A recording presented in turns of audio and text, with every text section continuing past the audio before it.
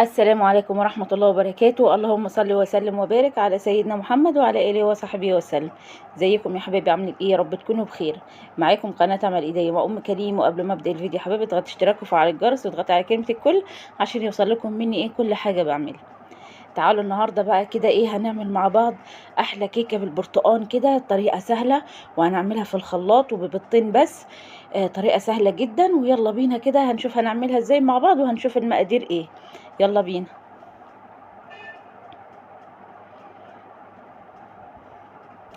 تعالوا كده طبعا ايه هنعملها النهارده في الخلاط بسرعه بسرعه.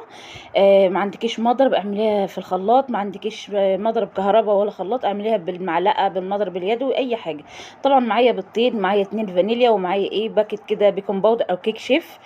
بس نصيحه مني اعمليها ايه بالبيكنج باودر احلى. ومعايا كوبايه من السكر، ومعايا ايه كوبايه كده من عصير برتقال. طبعا ده كنت ايه حاطاه في الفريزر. وده معايا بشر برتقال، دوت كنت بشر برتقال برضو كنت حاطاه ايه في الفريزر. خلاص طبعا ايه هنزل كده بالمكونات دي كلها. طبعا ايه هنحط البيض، ده بيض بلدي. لو انت هتعمليها ببيض اللي احنا بنشتريه برضو هتبقى حلوه برضو. ده بيض بلدي برضو هعملها ببيضتين. لو هتعمليها ببيض يعني من اللي احنا بنشتريه برضو ببيضتين، عايزه تعملي 3 براحتك خالص. الاتنين هينفعوا. لو هتعمليها ببيضه واحده برضو هتبقى معاكي حلوه وهتنفع كمان. خلاص يبقى نزلت بالبيض ونزلت بالسكر وهنزل كده ايه بعصير الايه البرتقال. خلاص طبعا عصير البرتقال ده انا كنت معاير العصير ده على قد الايه الكوبايه اللي انتوا شايفينها ديت. خلاص طبعا هحط كده نص معلقه نص كوبايه من الزيت على سمنه. انا هعملها بزيت وسمنه. لو انت حابه تعمليها بزيت على طول عادي هتنفع وهتبقى حلوه معاكي. انا حطيت سمنه وزيت. هنزل كده ايه بالفانيليا، واحط كده ايه بشر برتقان. احط كده معلقه صغيره كده من بشر برتقان، بتدي نكهه حلوه جدا في كيكه البرتقان عامه. خلاص اهو ده كنت طبعا ايه بشراه كده السنه اللي فاتت وقت البرتقان، وكنت ايه حاطاه في الفريزر كده بالشكل اللي انتوا شايفينه دوت. احط معلقه صغيره كده برضو ايه في المكونات بتاعتنا. طبعا الكيك شيف دوت ده مش هنحطه دلوقتي، هنحطه ايه مع الدقيق.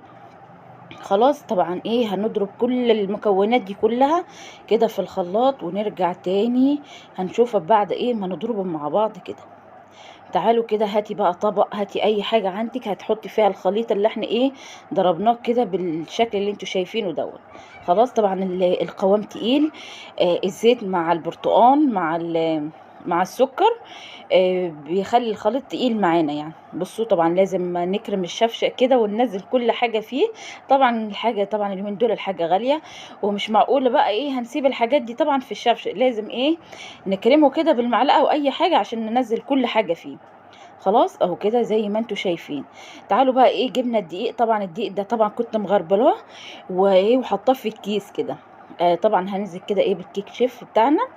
بس ايه انصحكم ما تعملوش الكيكه بالكيك شيف دوت. خلاص اعملوا بالبيكنج باودر هيديكي نتيجه احلى كمان. بس برضو هتطلع معايا حلوه وتبقى جميله. بس انا من رايي البيكنج باودر العادي اللي احنا متعودين عليه هيبقى احلى يعني.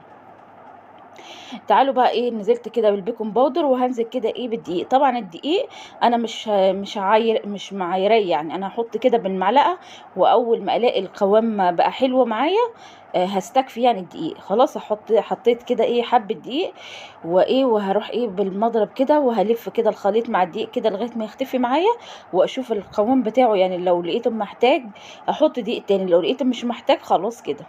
خلاص يعني هو في التقدير كده انا حطيت كوبايتين الا ربع دقيق يعني. لو انا معايره الكوبايه يبقى ايه كوبايتين الا ربع دقيق. خلاص اهو كده زي ما انتم شايفين حطيت حبه دقيق تاني. لقيت القوام لسه يعني محتاج حبه دقيق يعني. كل ما الاقي القوام محتاج مني دقيق احط حبه بحبه يعني. اهو كده وبالمضرب كده. ما عندكيش مضرب يدوي بالمعلقه عادي خالص تعمليها يعني ايه ما تحتاريش اي حاجه عندك هتنفع يعني.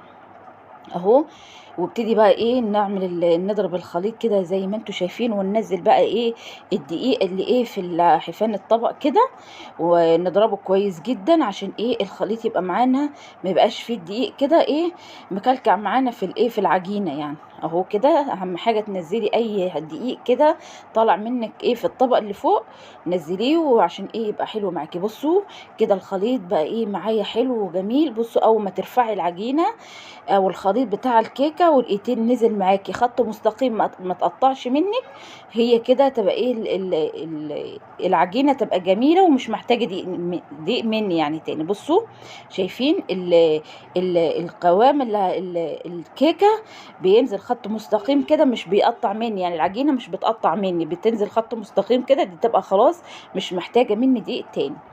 خلاص اهو كده زي ما انتوا شايفين. تعالوا بقى ايه جبنا الصينيه طبعا دهنينها سمنه ومبدرينها كده بحبه من الدقيق. طبعا انا مشغله الفرن اول ما ايه ابتديت كده في الكيكه يعني مشغله الفرن جنبي. خلاص كده وهنزل كده بالخليط زي ما انتوا شايفين. بصوا الخليط جميل جدا وحلو، وبصراحه كانت ريحتها تحفه وجميله جدا. عامه كيكه البرتقال ديت بتبقى حلوه وتبقى نكهتها كده حلوه وجميله يعني. اهو كده طبعا هننزل كل الخليط كده في الطبق معانا. طبعا قلت لكم طبعا الحاجات دي مكلفه فايه فمش لازم ايه نعملها كويس جدا، يعني ما تخليش حاجه لا في الشفشق ولا في الطبق لغايه ايه لغايه ما ايه تعمليها على الاخر يعني. او كده لازم بقى ايه نهز كده الصينيه كده ونخبطها خبطتين كده على الرخامه عشان ايه ما يبقاش فيها فراغات من جوه. خلاص طبعا مشغله الفرن على درجه حراره 180. هحطها في الرف الوسطاني، ما تحطيهاش من تحت، حطيها في الرف، خلي الرف في النص كده وحطيها. تعالوا كده ايه بعد ما طلعتها كده بصوا ما شاء الله ما شاء الله عليها. طبعا كان عندي شويه شربات كده ساقعه في التلاجة، شربات تقيل، اهم حاجه يكون الشربات تقيل لو انت هتحطي عليها. وحطيت عليها حبه كده من الشربات وحبه من جوز الهند. بصراحه بصوا ريحتها تحفه وجميله جدا. وعامه هي لما حطيت عليها الشربات كانت عامله زي البسبوسه. كانت بصراحه كانت جميله جدا. تعالوا بقى ايه نشوف حته كده وايه وندوقها مع بعض. بصوا الكيكه مش مستحمله السكينه والله بجد، يعني انا ديت انا طلعتها بقالها دلوقتي نص ساعه، يعني هي مش سخنه، هي دلوقتي بردت معايا. وبصوا هي مش مستحمله اي حاجه، يعني بصوا هش لدرجه فظيعه يعني. وحطيت كمان عليها الشربات الشربات التقيل. بصوا عامله زي البسبوسه بالظبط، والله بجد كانت تحفه وكان طعمها جميل جدا جدا. شايفين جربوها على طريقتي وطريقه حلوه جدا ومكونات كلها سهله ومكونات كلها موجوده عندنا في البيت. شايفين والله بصوا عامله زي البسبوسه بالظبط لما انا حاطه لها ايه الشربات، حبه الشربات دول وحبه جوز الهند، عامله زي البسبوسه بالظبط. واتمنى تكون الكيكه عجبتكم. لو عجبتكم ما تنسوناش بقى في اللايك والشير للقناه، وجربوها على طريقتي. والسلام عليكم ورحمه الله وبركاته.